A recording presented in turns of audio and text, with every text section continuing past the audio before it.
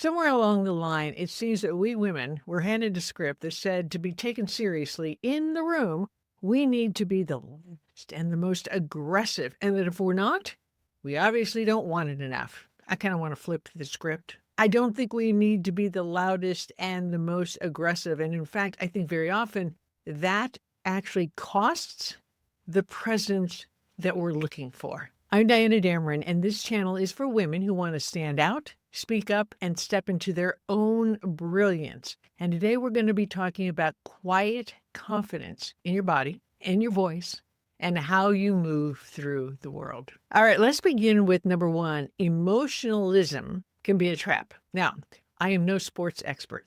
Anybody can tell you that. My husband will start laughing at me because I will name a team, and I think it's a football team. But in fact, it's really a basketball team or a baseball team. I know nothing about sports. However, my hero when it comes to leadership is Coach John Wooden. John Wooden is considered one of the most successful coaches in American history. He coached basketball teams to victory at UCLA year after year after year, championship after championship. But so often we look at Coach Wooden not for his tips on basketball, but for his incredible suggestions and tips and rules when it comes to leadership. And one of those rules, front and center, is that emotionalism is the enemy. Emotionalism, not that emotions are the enemy, but emotionalism. Emotions, happiness, sadness, anger, excitement, disappointment, those are all part of life. But taken to the extremes, the ups or the downs, emotionalism becomes our enemy because we let emotions take the reign. We don't control the situation. We let our emotions, taken to an extreme, control the situation. Now, Coach Wooden didn't just dream up this rule.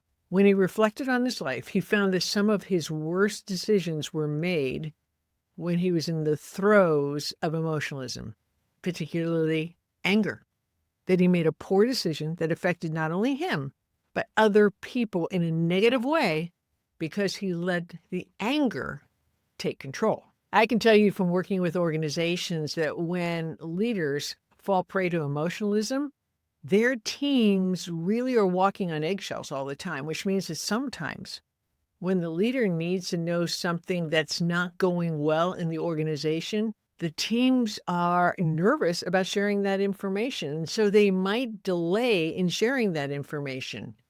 That's when a ship sinks. When we react loudly and visibly and physically, we're showing that the emotions are in control of the situation and that we are not in control of the situation. And it looks like instability from those looking in on us. Wooden's lesson wasn't to suppress all of our emotions and to suppress everything. It was to cultivate consistency.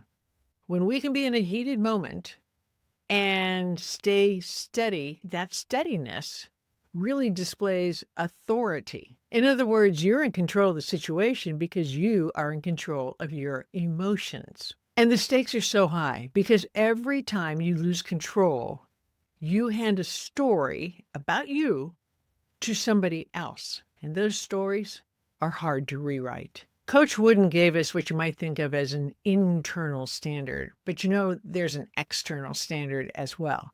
And it's one that most people have forgotten. All right, number two, the Drucker principle that nobody talks about. Peter Drucker was the most influential management thinker of the last century. And he was one time asked, what's the most important thing in business? I mean, internationally, he worked with businesses. And you can come up with all sorts of answers, but I have a feeling that his answer will surprise you. He said manners, that manners were the lubricating oil of an organization. And yet, what have we discarded? What have we let totally go by the wayside? What have we defined? We now look at manners as a weakness, as time-consuming, as deferring to somebody else, as playing nice and letting somebody else have their way when we feel that we have our own good ideas. That's not manners. Manners are actually a form of self-confidence and a display of an awareness of others. In fact, they were defined by Emily Post as a sensitive awareness of the feelings of others. You can see why it's so important to business. Manners say that I am confident enough that I do not need to diminish you in order to elevate myself. A woman who is consistently gracious under pressure is not easy to dismiss. She stands out. She is trusted. She's memorable. She keeps her cool under pressure, and she understands the power of manners. And yet, do you know the two excuses that people have when it comes to not using manners, or let's say civility? According to two university professors who study the power of civility, including manners, Christine Pearson and Christine Porath, and they found in their research that people say, oh, I don't have the time, or I don't know how. I don't know manners. I don't know how to be civil. All right, let's talk about 5 examples of manners that you can put into action immediately. And the first one I absolutely love because it will make you stand out immediately, and that is writing a thank you note. Writing a letter of appreciation or gratitude for something that somebody else has done for you. It can be something as simple as taking time out to have coffee with you and to give you some suggestions or some feedback that helped you tremendously, or the fact that somebody followed through on something for you. Writing a thank you note shows that you've taken the time to find a card, find a note, written a message, found a stamp, and somewhere or another got it in the mail. So begin by thinking about, to whom can you write a thank you letter today? It can be a short note. Doesn't have to be long correspondence, a short note, but it will make such a difference. You will be remembered for that thank you note. All right, number 2, start making introductions. And there's a little trick to this. You are going to begin with the name of the person with the higher stature. In other words, if you're introducing a friend who's come to take you to lunch and your boss walks by and you want to introduce your friend to your boss, you begin with your boss's name. Mrs. Brown, I'd like you to meet my friend Jerry. Jerry, this is Mrs. Brown, my boss. So you begin with your boss's name. You begin with the older person's name.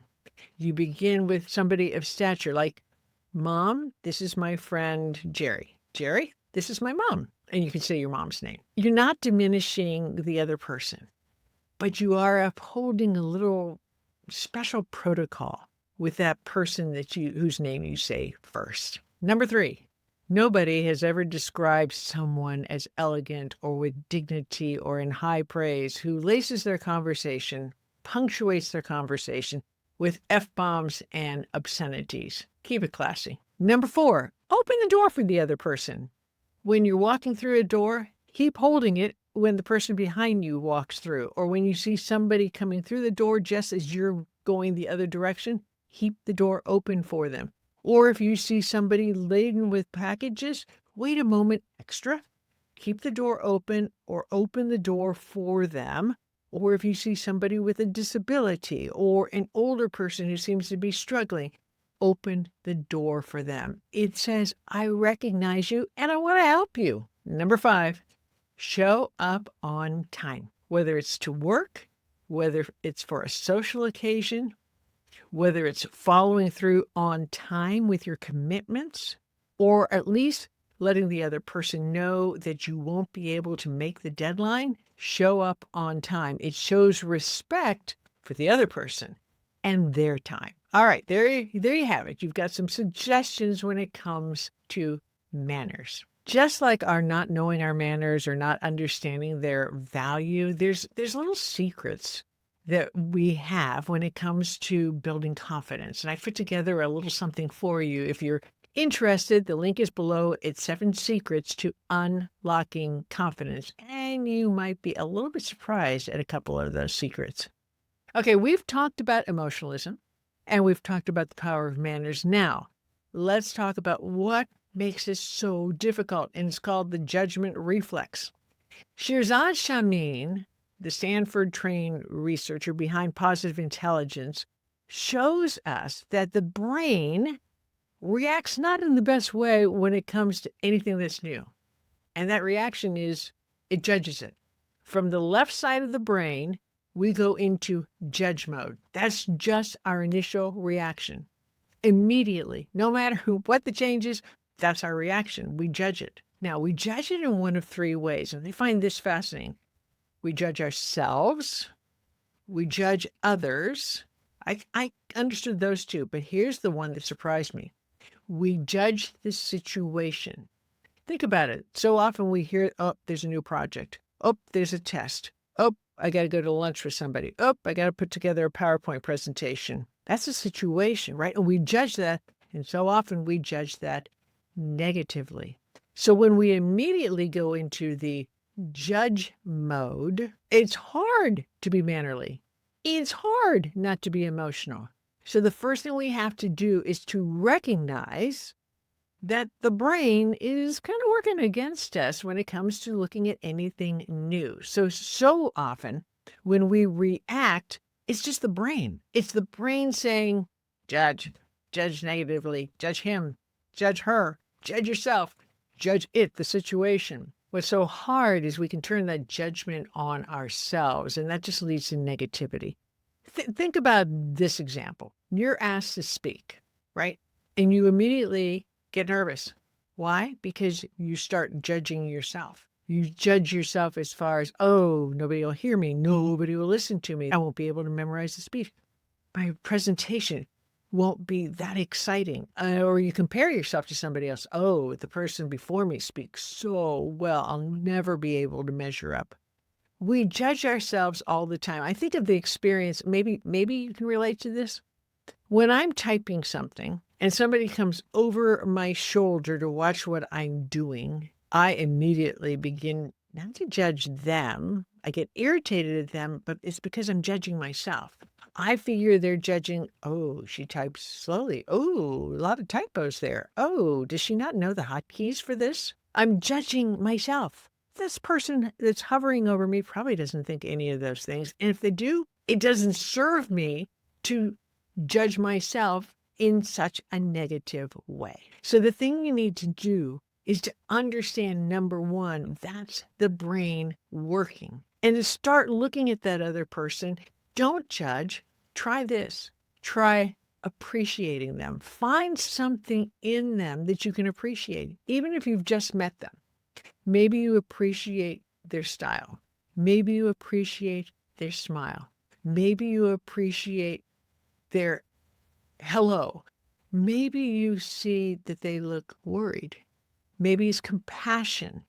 But find something positive that you can switch from that negative judgment into a positive mode. And then you can look for the opportunity to open the door, to show manners, to relate to that person in a positive way. What does a judgment have to do with quiet confidence? Well, think about it. When you are not judging, and especially if you're not judging yourself, or even when you are judging the other person, it's hard to be confident. It's hard to keep your emotions under control. It's hard to not want to win an argument rather than just have a conversation. It's hard not to want to one-up somebody else.